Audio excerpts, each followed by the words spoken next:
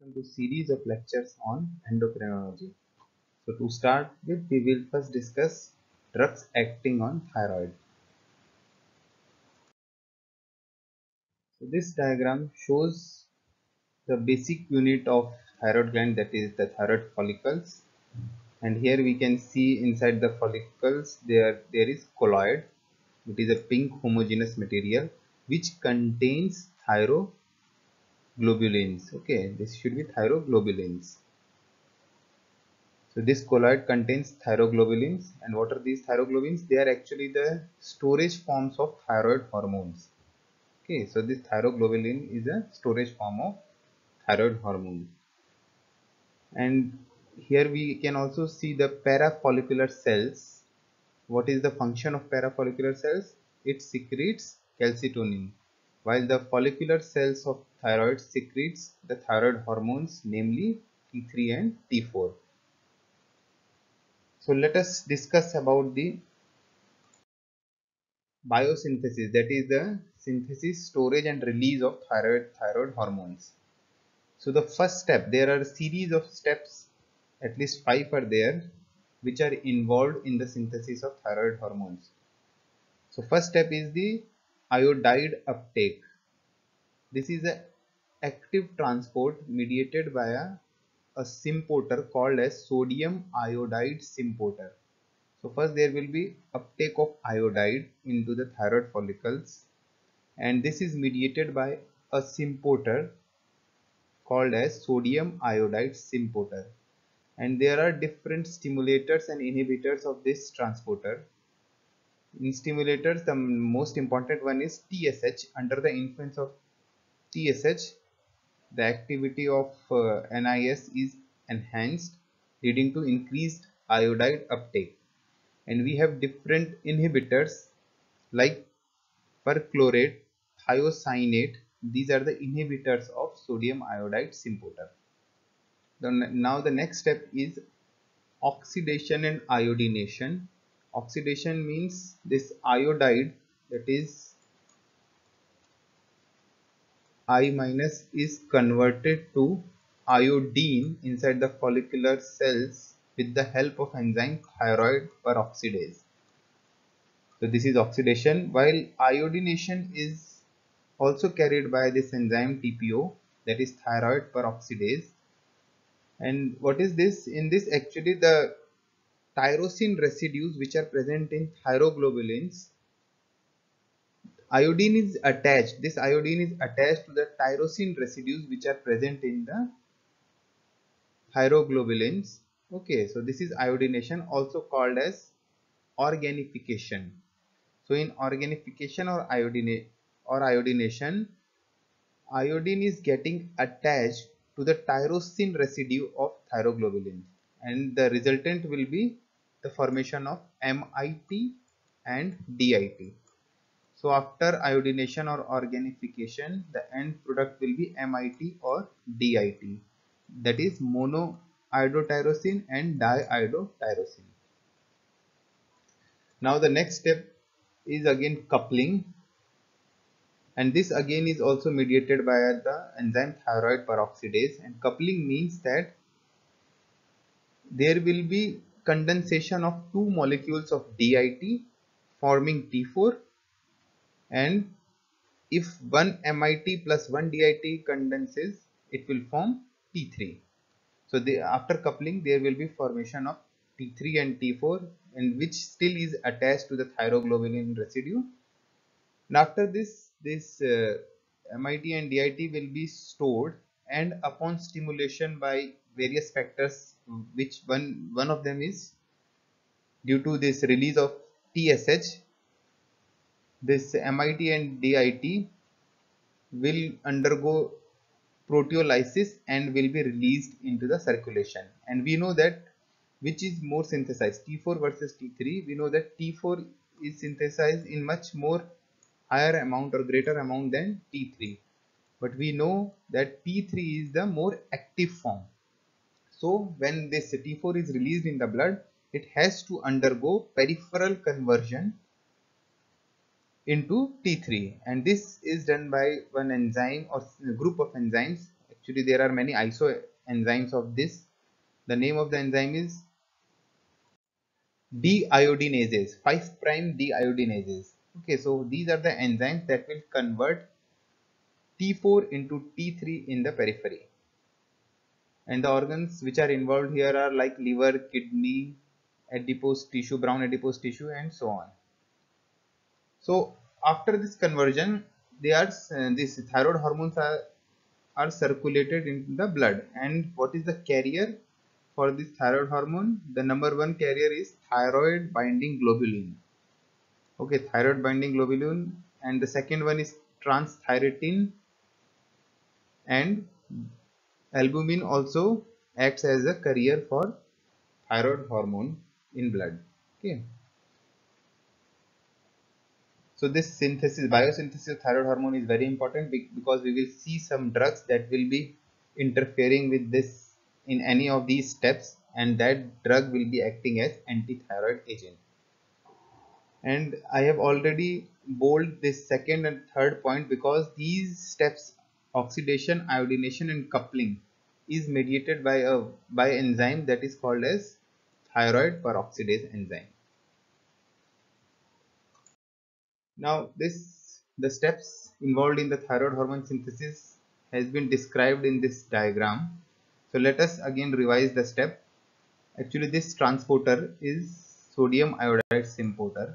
So first step is there will be uptake of iodide into the follicular cells. Okay, so this is the follicular cell, and this is the basolateral side, and this contains blood, while on this side it is the apical side, or which contains the colloid. Okay, so first step is there will be uptake of iodide through this sodium iodide symporter. And inside the follicular cells, under the influence of enzyme thyroid peroxidase, this iodide will get converted into iodine. So this is the next step, that is oxidation. And after this iodine will get transported from the basolateral site to the apical site and will be released into this colloid. Okay, and we know that in colloid there is already thyroglobulin which contains tyrosine residue, and this iodine will get attached to this tyrosine residue of thyroglobulin, which will form MIT and DIT. And this iodination is also called as organification step. So this is important.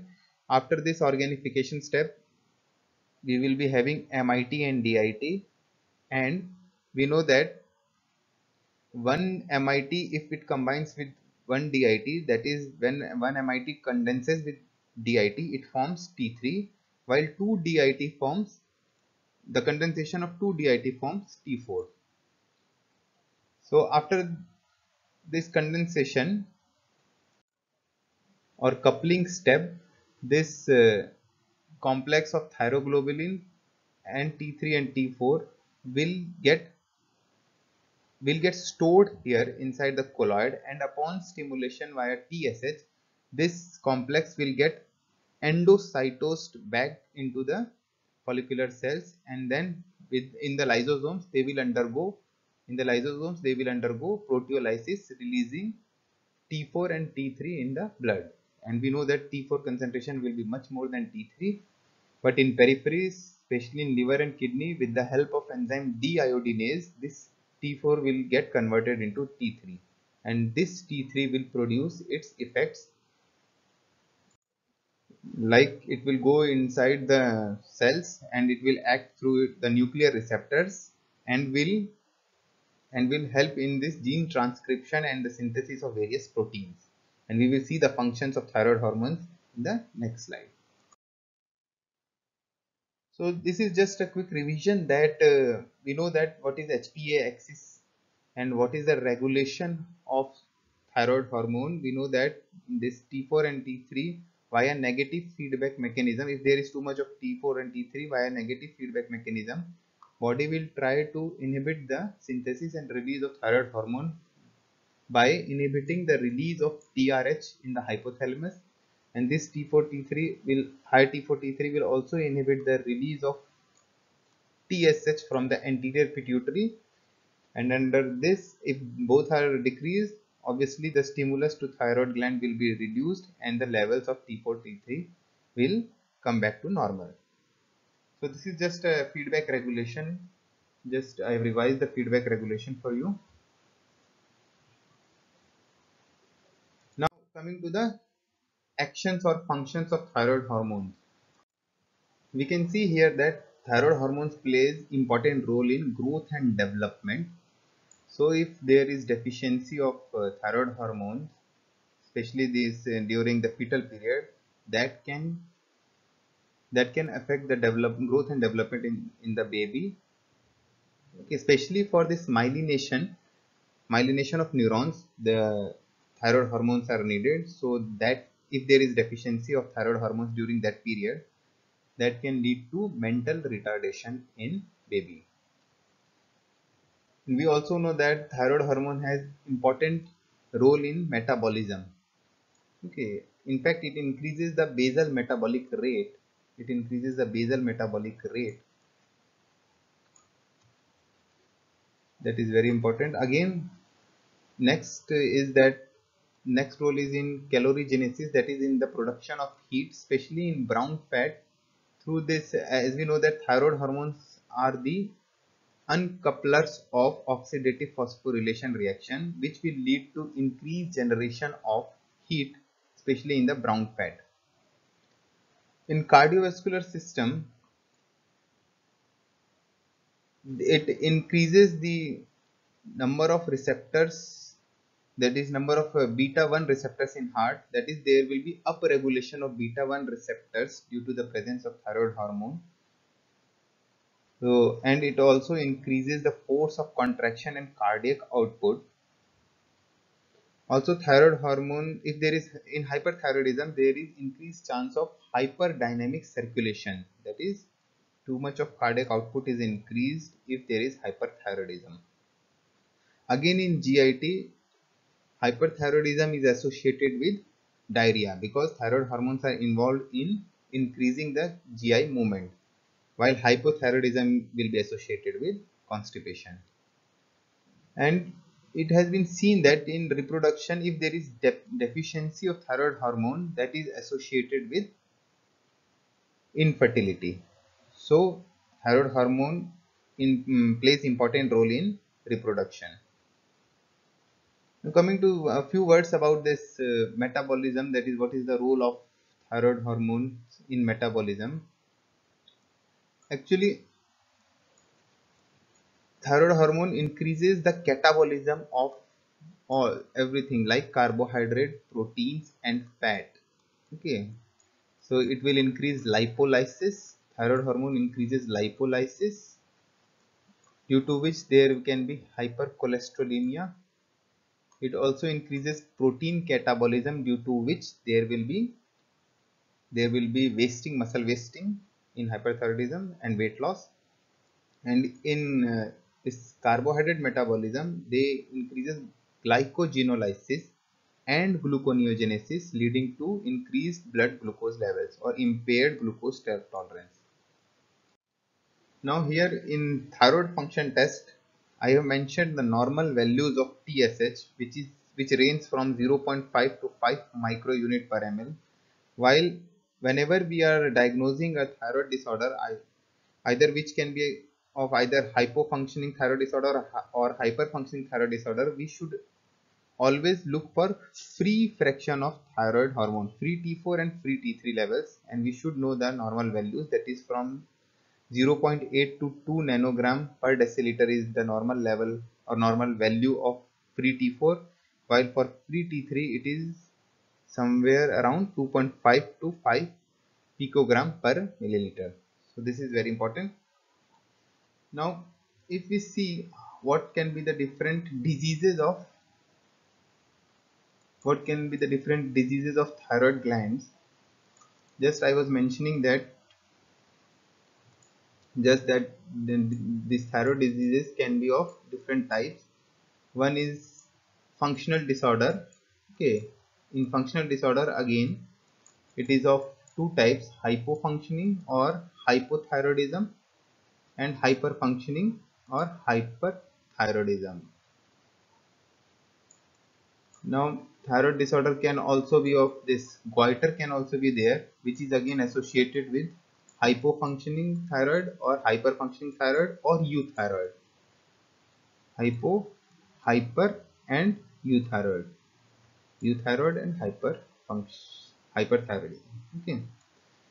And also we have different tumors of thyroid gland like benign and malignant. Okay, in benign, again we will have the most common type of benign tumor, thyroid tumor is follicular adenoma, while in malignant there are many. So most common in malignant thyroid disorder, thyroid tumor is papillary carcinoma of thyroid. So just this is an overview of thyroid disorder. Thyroid disorders. So important one is here we will be focusing ourselves to this hypofunctioning or hypothyroidism. In today's class we will be finishing this hypothyroidism, and in next class we will be doing hyperthyroidism, and we can easily predict that what type of drugs will be helpful in the treatment of hyperthyroidism. Those will be antithyroid drugs, while in case of hypothyroidism mainly the thyroid hormones will be used as replacement therapy. Okay, so we'll be exogenously giving T4 more commonly than T3 in the treatment of hypothyroidism. So this is just in a nutshell we are discussing. I have mentioned the different clinical features of hypothyroidism and hyperthyroidism. We can see here in hypothyroidism there is weight gain, while in hyperthyroidism there is weight loss. I just in the previous slide only I told you why there is weight loss in hyperthyroidism.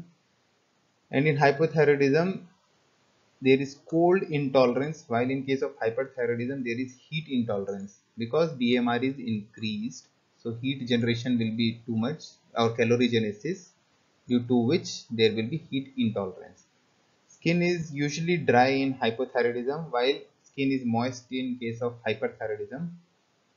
Again there is dryness of hair, depression, dementia. So just overall the CNS is getting depressed here, you can see. While in case of hyperthyroidism, too much of excitation of CNS is there, which is shown by this nervousness, insomnia, again the tremor. Then muscular cramps can be seen in hypothyroidism, while muscular weakness is more common in hyperthyroidism. So there can be edema, that is edema of hypothyroidism, also called as non-pitting edema. Okay, and also in hypothyroidism there can be bradycardia, while there is too much stimulation of sympathetic nervous system in hyperthyroidism, resulting in tachycardia, palpitations, atrial fibrillations. So these are more common in elderly. While I already told you that constipation can be seen in hypothyroidism, while diarrhea is more common in hyperthyroidism, and there can be menstrual irregularity in both hypo and hyper, while in hypothyroidism it is menorrhagia, and in hyperthyroidism it is hypomenorrhea or oligomenorrhea. And again in hypothyroidism, as it was involved in the reproduction, thyroid hormone is involved in reproduction, maintenance of pregnancy. So in hypothyroidism there can be infertility. So let us discuss the therapeutic uses of thyroid hormones. So exogenously we can give thyroid hormones again, which will be of two types, T4 and T3. T4 is also called as levothyroxine. The preparation which is available in the form of T4 is levothyroxine, while for T3 it is liothyronine. So what are the indications? If they, I already told you that as a replacement therapy we can use thyroid hormones. Like in case of cretinism is nothing, just it is hypothyroidism seen in the neonatal period. So congenital deficiency of thyroid hormone, there this is called as cretinism, and here the baby will will be presented as he will be having mental retardation as a chief complaint. So here you have to go for again thyroid hormone replacement. And mixed edema is nothing, just it is a adult form of hypothyroidism, and the symptoms which I have already told you in hypothyroidism, that will be seen here. There is one more indication, that is non-toxic goiter we can use thyroid hormones.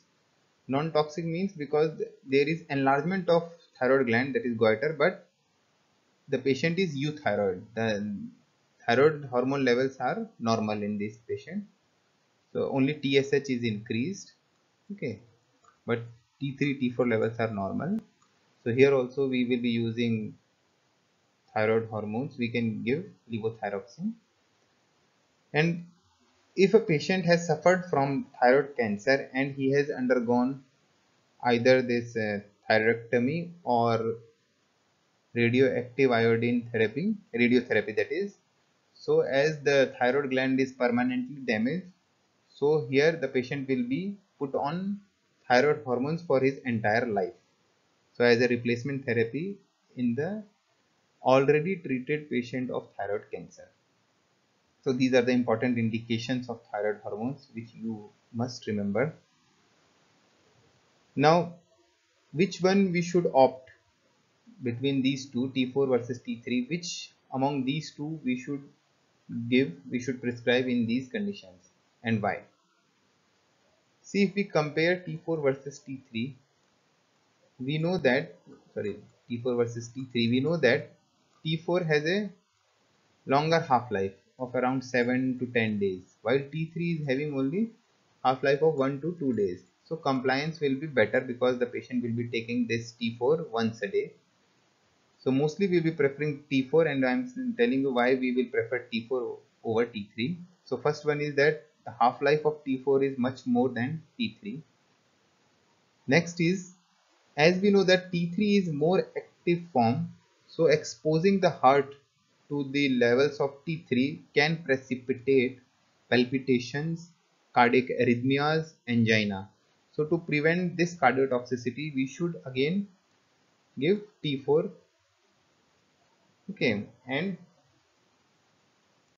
in most of the condition, in most of the conditions we do give levothyroxine, that is T4, but only in one condition we can give liothyronine, that is the T3, that is in mixed edema coma. Mixed edema coma is a severe form of hypothyroidism. It is a medical emergency. Here the patient is in unstable condition, so there we can use the active form of T3, although nowadays we usually prefer T4 there also. Okay, so for the treatment of as the drug of choice for the treatment of mixed edema coma, nowadays the drug of choice is levothyroxine, although we can use liothyronine. Now there are certain factors that can influence the levothyroxine level, like food inhibits the absorption of levothyroxine, so the levothyroxine should be given ideally on empty stomach. Iron salts also decreases the absorption of levothyroxine, as do these proton pump inhibitors. So there are some food drug interactions with levothyroxine, and there are certain factors which requires giving low dose of levothyroxine, especially if the patient is elderly, that is age is more than 65 years, and if he or she is exposed to different hormones like androgens. So in the presence of androgens, the requirement of levothyroxine decreases. You have to reduce the dose. So in this diagram, just we are summing up the different doses of levothyroxine, how much to give in different age conditions. Suppose if the patient is in between 15 to 40 years of age and his free T4 level is normal, then we can use levothyroxine at a dose of 25 to 75 micrograms per day. But in the same age category, if free T4 level is low, there we have to give 1.6 microgram per kg per day of levothyroxine. Again, if the age is more than 40 but less than 60 years, then we have to give the standard dose is between 25 to 50 microgram per day depending upon the response. And if the age is more than 60, or if the patient is a known or suspected case of heart disease, there we have to reduce the dose. Actually, we are just giving half of this dose, that is 12.5 to 25 microgram per day. After any of these doses, we have to actually give this for 5 to 6 weeks, because we know that half-life of T4 is around 7 days. So for again steady state concentration, at least 4 to 5 half-lives are required. So after 5 to 6 weeks, we will repeat the TSH levels. Okay, and if the TSH level is normal, then no need to further give this thyroid hormones. We just have to follow up the patient annually by doing TSH levels. And if the TSH level is still high after this 5 to 6 weeks of therapy, then again we have to increase the dose of levothyroxine. And if the TSH is low, then again by same logic we have to decrease the levothyroxine dose. Okay, so this is in a nutshell regarding hypothyroidism, and in next session we will be discussing about the clinical features or treatment of hyperthyroidism, and there we will be discussing the drugs. Those are called as anti-thyroid agents, and those drugs will be interfering in the steps which we have studied just now, in the steps of thyroid hormone synthesis. So we will discuss in the next class.